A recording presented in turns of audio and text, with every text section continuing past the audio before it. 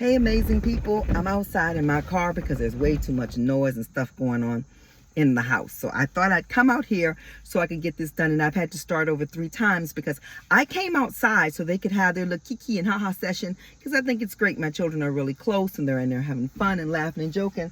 And then I come out here, and my baby boy comes outside to be on the phone hollering and screaming at his friend, not in a mad way, but just having a really loud conversation. So we're starting over again. This is Tracy Lene. You don't know I'm starting over because there's mosquitoes out here. Because you're just seeing this one. Anywho, purity of heart. Then this is the miracle worker's greatest engine of wealth creation. There are 3 spiritual steps involved in the metaphysical transformation of lack into abundance. 1, be grateful for what you already have. 2, clean up wherever you need to clean up. And 3, allow yourself to want what you want. The 3 together are a powerful brew. First, be grateful for what you already have. It might be a platitude to say be grateful for what you have, but it's wisdom nonetheless. It's one of those sayings we give credence to, but only casually. Most of us are grateful for many things, but in a shallow way. And shallow thoughts have only shallow power. Given that 1 billion people on the planet live on less than $1.25 a day, that's very sad. Most of us live a fabulously abundant life in comparison. Yet when was the last time we stopped to give thanks for the fact that we have a home at all? When was the last time we focused on something in our lives and really, really, truly gave thanks for it? When was the last time we made a mental list of our blessings rather than our grievances? For me, this morning, because I wake up every morning and give thanks for as many things as I can possibly think of. I write it down. I allow myself to be grateful because I understand that being grateful is the only way that's going to combat all of this shit that the day is necessary. The day is going to bring you. It's necessary because we live life. Giving thanks is not just a nice thing to do. It's a metaphysical power or a magic wand. By throwing the light of gratitude on what you have now, you literally increase its value in your mind. The universe then reflects that, turning your rags into a gown and taking you to the ball. If your thought is, all I have is junk, then you will feel that way. If you're grateful for what you have, thinking, I have so much, then you will feel the plenty that surrounds you, and those around you will respond accordingly. In the book, As a Man Thinketh, he talks about even if you have a little tiny shack of a house, keep that shack tiny house as clean as you possibly can and watch you get more things. If you're going to keep that little shack dirty, why should you get more? Why should you get a big house? You're going to keep that one dirty too. Like attracts, and we already did. No, I did not. Lack attracts like, and abundance attracts abundance. If your core belief is, I don't have enough, then you will never seem to. If your core belief is, I have so much, then more will be given. Could it be so simple? Yes. For such is the power of every thought we think. The Bible tells you that the power of life and death lies in the tongue. 2, clean up whatever you need to clean up. Most of us has had at least one unpleasant or even painful experience tied up with money. Someone may have stolen from you or exploited you financially. Perhaps you blew a financial opportunity that came your way in the past. You may have bills you can't pay. You may not have a job, perhaps, or not even a prospect of one. So what have we learned so far? We've learned that money doesn't come from the material world. It is a material thing with a non-material source. I'm going to say that again because money don't come from the material world. We've learned that money doesn't come from the material world.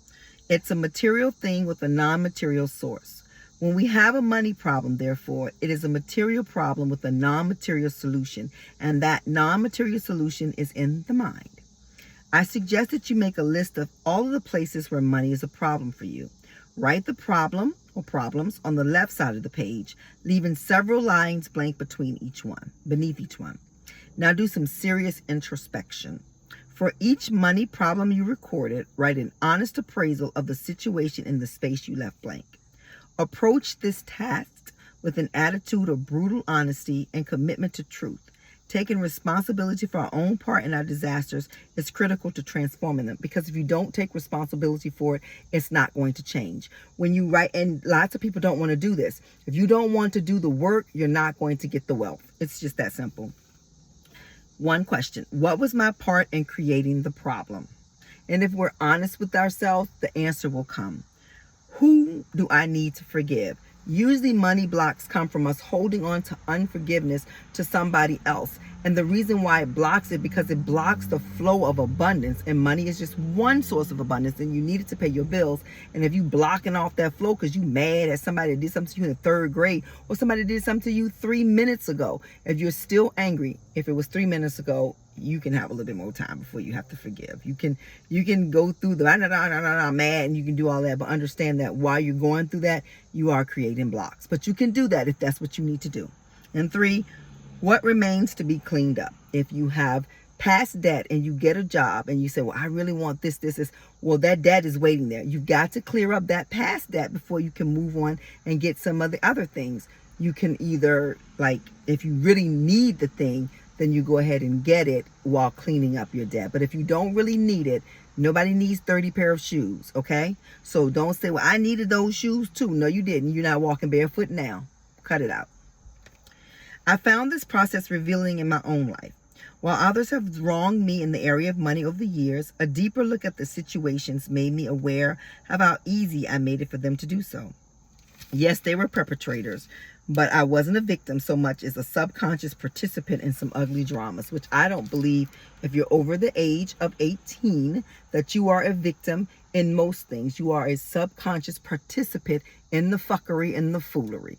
And you might not want to admit that. And I am not talking about the things like somebody beating you up or harming you. I'm talking about you giving your money to somebody and they telling you you're going to give them $10, they're going to give you back $10,000. That should tell you something right now.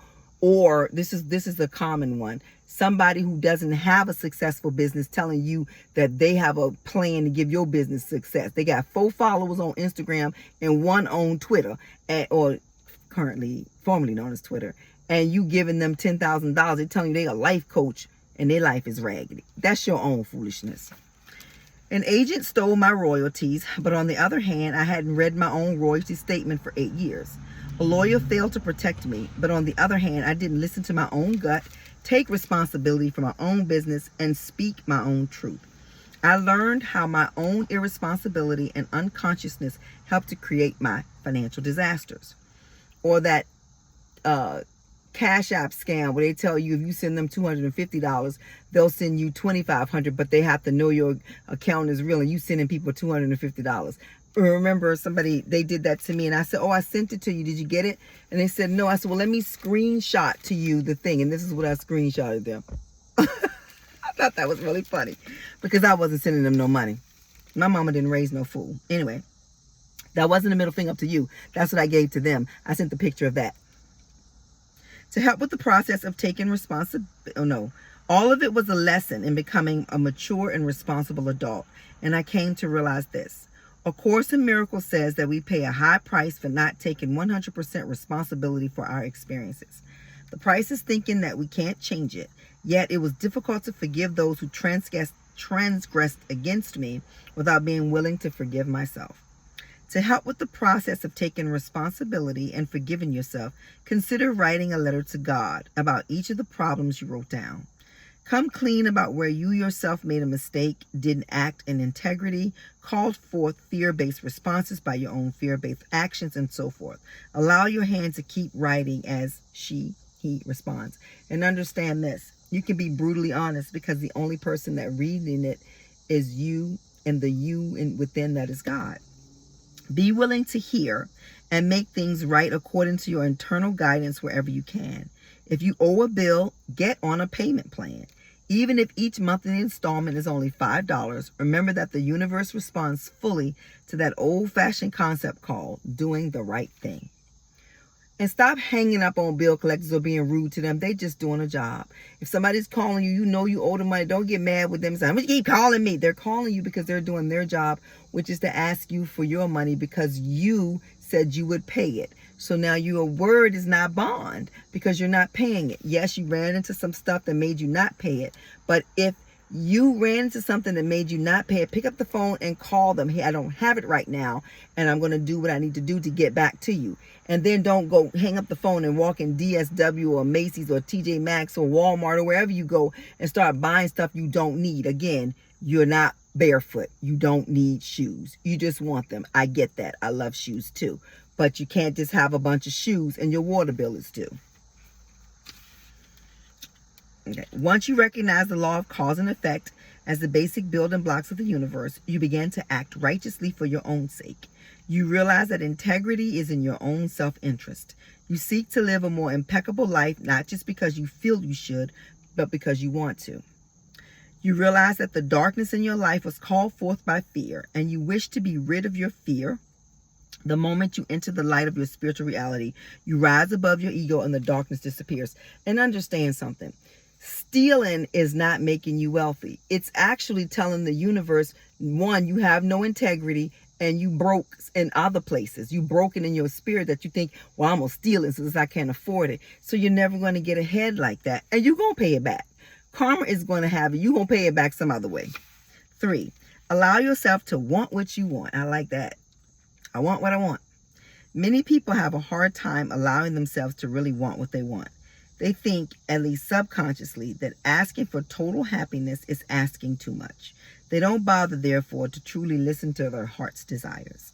But when your mind is attuned through prayer, meditation, and forgiveness, when your body is attuned through healthy nutrition and exercise, and when your behavior is attuned through sincere effort at a healthy living, then you've earned the right to trust yourself.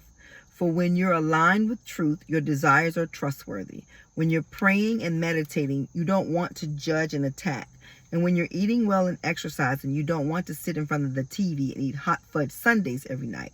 And when you're seeking to live a life of integrity, you don't want to make money at the expense of others. Desire is righteous when it flows through a righteous vessel. The righteous manifestation of money means manifestation brought forth by the right use of the mind. Righteously earned money is a reflection of the abundance you brought forth through the giving of your gifts to the universe. It is not in any way a bleeding of the resources of the world or of anyone else's pocket. It is an expression of the infinite introduced into the finite world. In looking at nature, we clearly see its abundance, from the extraordinary design of a flower to the amazing colors on the feathers of a bird, from the magnificence of a mountain range to the sparkling light of stars at night. The universe keeps it simple in function, but not in presentation. That is how we should live our lives, keeping the function simple, serving the purpose of love, but expressing ourselves with whatever aesthetic or artistic sensibility that gives us joy. If somebody wants to walk outside every day in a tutu and glitter shoes, that's their business. They can do it. You got nothing to do with you going, why she got that on? Because she got that on, period. But expressing ourselves with whatever aesthetic, that more aesthetic or artistic sensibility that gives us joy. The idea that only simple sackcloth expresses holiness doesn't jive with the natural expression of a living, loving universe. Our outer circumstances do not determine the holiness of our thoughts. I was in the store, I think I told y'all this, and this woman came up to me. She just looked beat down, hungry. Her clothes were ill-fitted. She just wasn't well presented. And she says, can I give you the good news about God? I said, I already got the good news about God. And I'm looking at her like, can I give you the good news about God? You ain't got to look like that. I know for her, that was her religious expression to walk around looking like that. But that's not going to attract people to God. I don't want to serve a God that I got to walk around here looking like I literally haven't had a meal in a week. I don't want that. And you shouldn't want that either. And most of you don't. Okay, what was I at? Many people equate the love of money with greed, but no socioeconomic group has a monopoly on love.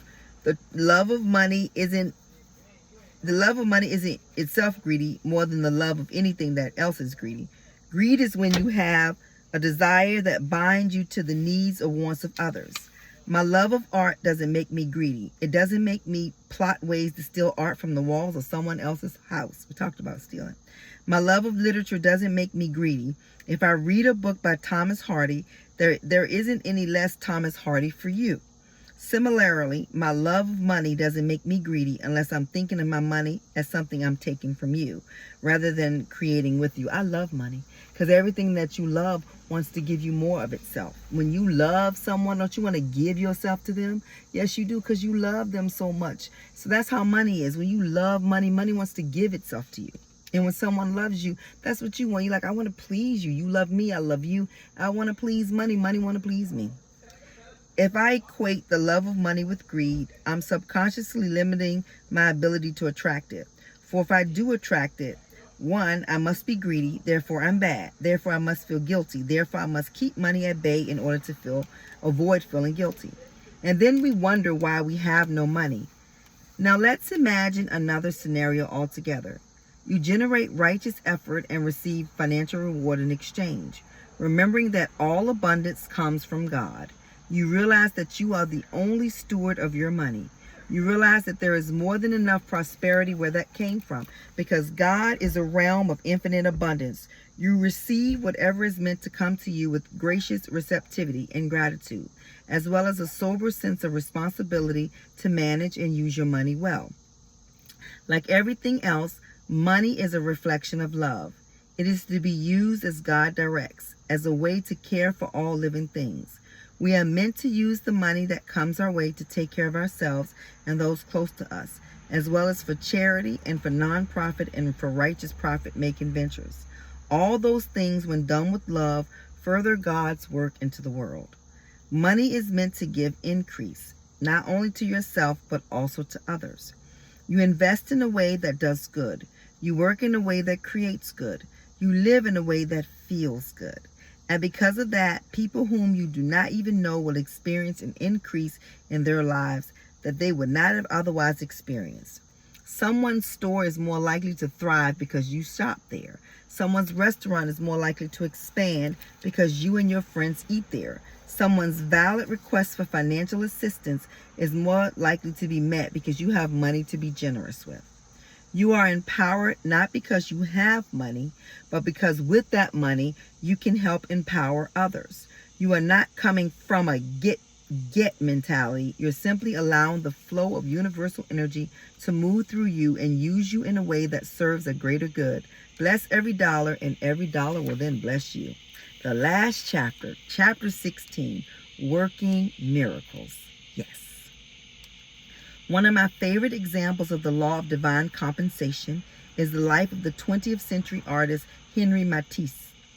As an old man, he had arthritis so severe that he could no longer hold a paintbrush. What a tragedy this could have been for one of the greatest painters who ever lived. He found, however, that he could hold a child's pair of scissors and use it to cut the construction paper that his grandchildren played with. This led to what art historians consider one of the greatest phases of his work, the Matisse paper cutouts.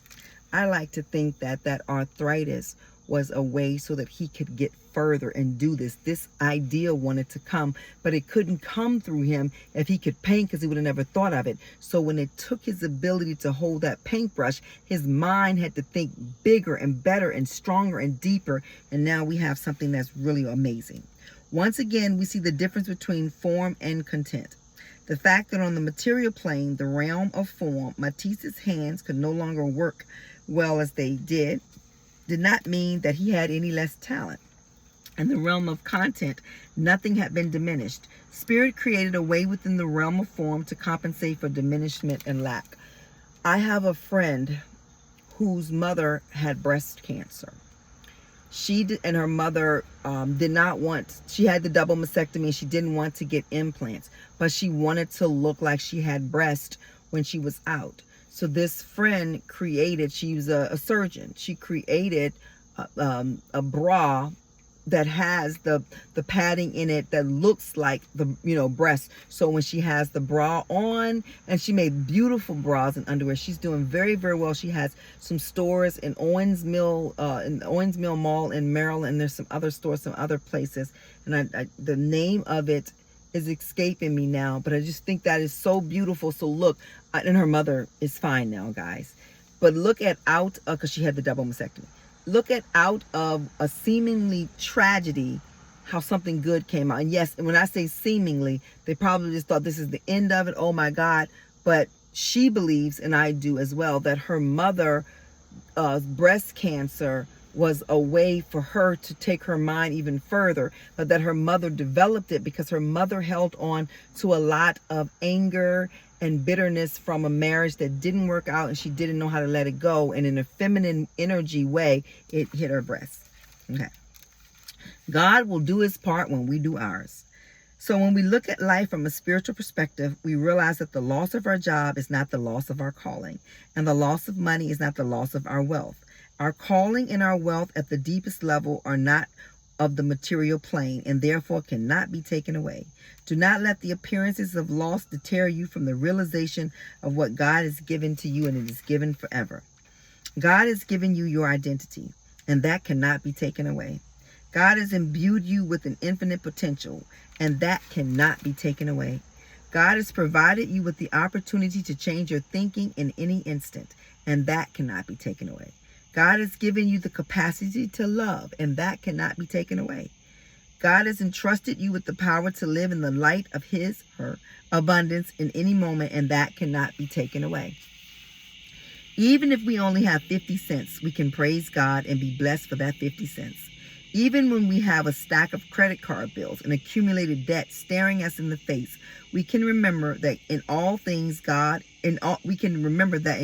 all things are possible, and that there is no order of difficulty in miracles. We can do the brutally self-honest work of tracing our own part, if any, in making the situation what it is. And we can atone, thus invoking the power of the universe to correct it. It is a strong person who refuses to whine, who gets up even when he doesn't feel like it, puts his best foot forward, and goes to yet another job interview when he's been rejected by the last 5 prospective employers. It takes a person of real grace not to blame a spouse giving into "I told you," or to sit around and only cast blame on others for difficult circumstances. And it takes a spiritual seeker to realize that whatever is happening now can be a platform for a miracle. God will do his, her part when we do ours. Even if we only have a frayed hat, we can still put our hat on and show up for life. We can pray for a miracle and think miraculously. Abundance and prosperity will show up when we do.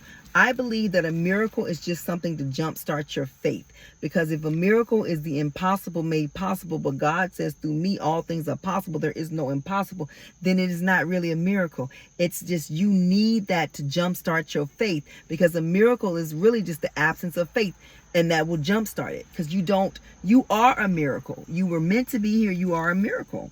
And a miracle, yeah, you are. The way things, everything that had to come together, that particular sperm taking, hold in that egg, your parents having sex at the time that your mom's eggs were ready,